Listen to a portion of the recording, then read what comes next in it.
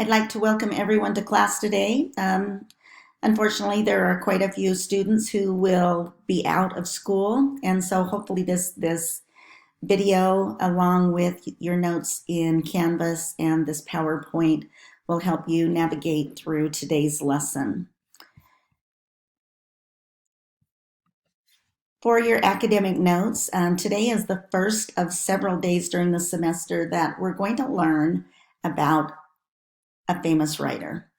And during these times, I'd like you to read passages by that writer, along with listen to or read about their works so that you can learn some of their strategies that made them successful and hopefully incorporate some of those skills into your own writing throughout your life. So today we're studying one of my favorite writers, Harper Lee. Her real name is Nellie Lee.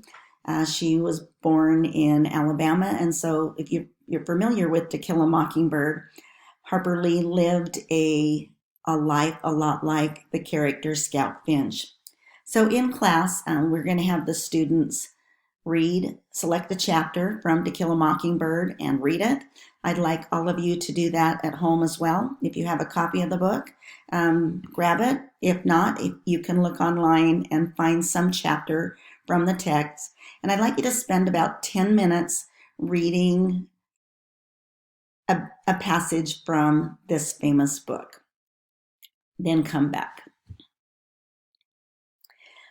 After you've done that, I'd also like you to listen to a video that was put together about what it was like in the South and what it was like in 1960 when Harper Lee published this book about the South in the 1930s.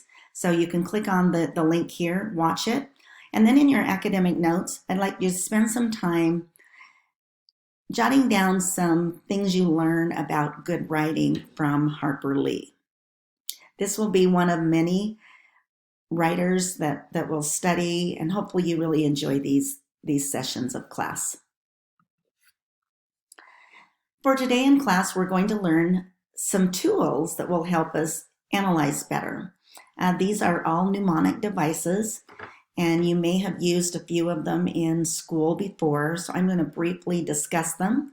Each of these devices are handouts, graphic organizers in your unit packet. So would you get out your packet and kind of follow along as I talk about each of them with you. The first one is Did Slip. This is used quite often in high schools, especially if you are reading fictional text. So you can look at the letters of Did Slip, and all of those elements collectively equal the tone of the text. So if you were reading a novel and trying to figure out what the tone would be, to accurately analyze it well, you need to think about diction, imagery, details, and the other elements that's listed on this slide. So that's called Did Slip.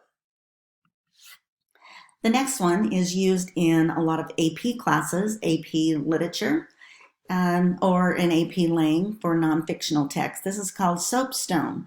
So some of you may be familiar with this mnemonic device as well.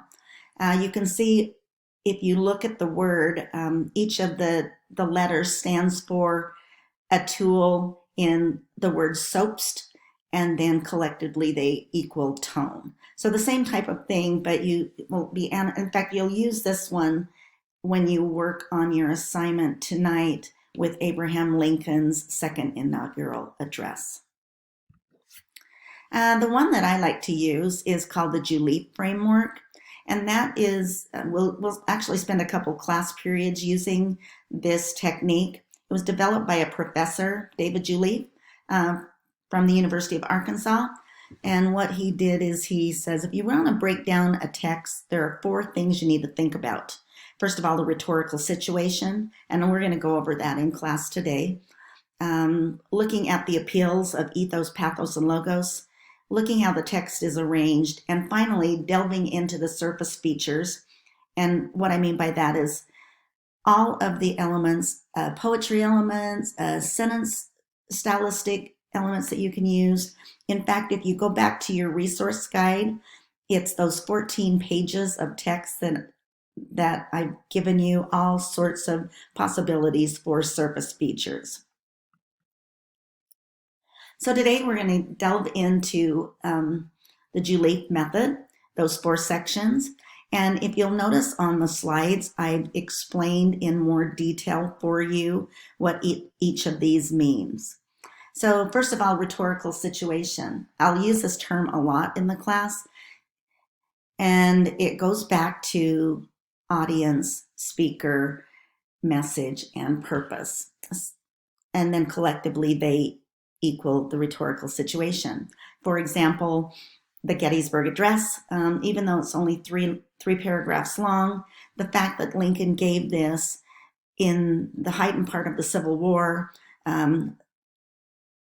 as they were burying over 40,000 soldiers who had died in Gettysburg, all of those elements of impacted the beauty of the speech. So, for example, with the Gettysburg Address, as a writer, you can think of, if you want to look it up, you can see some of the works of Lincoln and why he was a credible person to give that speech. If you are analyzing any text and you're thinking about writer, you can look at this list and see it's more than just the name of the person, but their background, their political beliefs, the education that individual has, the way they were raised, their religion. All of those elements play into what makes a writer tick. The next part of rhetorical situation is a purpose. So when you're thinking, what does that mean? Well, it's why we write. And so on this list, you can see different reasons why we write. Are we trying to get someone to do something, a call for action? Are we trying to teach someone something new, to educate? Are we trying to convince them to believe our way of thinking, to persuade? So whatever that purpose is, needs to be a big part of how we craft our text. Like I've mentioned before, the most important element of any writings we do is who's our audience. It controls everything that we do. And so same thing, you need to think of audience that you do with the speaker. What's your audience age? What are the genders? What kind of background do they have? Their religion and where they live. All of those elements come into play for how people believe and think. And finally, the context is so important. With context, I mean what's going on at the time frame. If any of you listened last night to the presidential debates, I think you learned that our world is a mess right now. So both candidates came across as harsh and, to me, uncivil. And sadly, it reflects the way our world is right now. So context, again, is the situation of what's going on, what's influencing the writing. Any good person who analyzes text, I always tell them you have to think like a detective and a 5-year-old. And what I mean by that is, as a detective, you're looking at every little detail that the writer used and how it effectively leads to a purpose for an intended audience. But then the other thing you have to do is think like a little kid. Little kids are more curious and think outside the box. And so do that as well as you analyze text. In our lesson today, we're going to talk a lot about what makes text work or not work. And so we're going to look at 2 advertisements. You can do that at home. They're actually kind of cool. I'd like you to click on these advertisements on this slide. The first one is a Dove commercial that was done about 3 years ago, and it received so much backlash from the public because of the way it was crafted, and you'll be able to see that. They've actually taken it down, but the link I have is a newspaper, not a newspaper, but a news network is what I'm trying to say, a network that talked about the ad. So you can watch the ad as part of the package of the news broadcasts that the people did.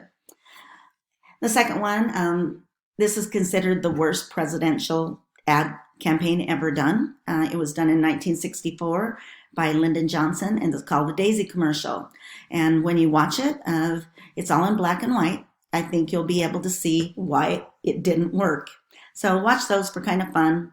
And as we learn about our lesson today, as we practice, you can use some of the strategies of what made the text not work, and for some of these other texts of what makes them work or not.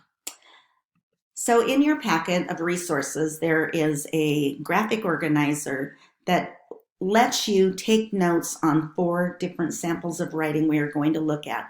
All 4 samples are either links or they are passages that I have copied for you in your unit booklet.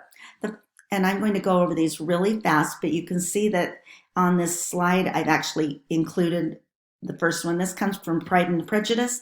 Mr. Collins is proposing to Elizabeth, the protagonist in the story, and he's doing it through a letter. Please look over my notes on this slide if you're not familiar with Pride and Prejudice, so you can get an understanding how silly his message is to her and why she just wants to rip it up. And as you're doing that, fill out the graphic organizer for this first document. The second document I'd like you to look at is a poster. And this is a poster from World War II. It's a famous Rosie the Riveter poster. And so as you're looking at visual text, you can do the same thing that you do with non-visual text. You can look at the content. You can look at how it's crafted together. Pay attention to colors and fonts and placement on pages as you analyze what makes this poster work. So as the previous one was definitely an example of ineffective rhetoric, what makes this one effective? The third part, here's some more context information for Rosie the Riveter. If you're not familiar, you can look over those notes as well. The third one today is a letter that a little girl wrote to Albert Einstein about whether or not he believed in God, that does he pray? And so he responds to her in a letter. I have to backtrack when I read it the first time. I didn't think deep enough about his purpose, his audience, and I wasn't impressed with it. But the more I read it, I think he wrote a great letter to this little girl. So read the letter in your packet, look at some of the context on the slide, and you can see that the context of the letter is also at the bottom in the notes of this slide. And then fill out your chart, what made this effective or ineffective. The last one we're going to look at in class is a commercial from 1984. It's the famous 1984 advertisement. Advertisers say that this is the most effective commercial of all time. It was done at the same time that they introduced the Apple Macintosh, which was the first desktop computer. And it was also in the year 1984, if you're familiar with Orwell's book. It was a dystopian book of the future of what life would be like. He predicted about 50 years prior to 1984 what life would be like at that time. And so the advertisers put a spin on it. I've given you a lot of context information on this slide and this one for you to learn more about the idea of 1984 before you fill out the chart. This chart will be turned in when you return to class. For those of you who will be out for a few weeks, you can either take a picture of it and send it to me email, or you can just wait till you come back and we'll get you caught up at that time. But do not procrastinate your work. Finally, in the last 30 seconds, you are going to read Abraham Lincoln's second inaugural address. This was done 41 days before he was assassinated. John Wilkes Booth was actually in the audience, if you're familiar with this inaugural address. Is one of the most beautiful things that I've ever read. And what I'd like you to do for this assignment is read it and then type up a list of techniques that Lincoln used that made his work so effective. And I'm running out of time, so good luck. Send me an email if you need to. Thank you.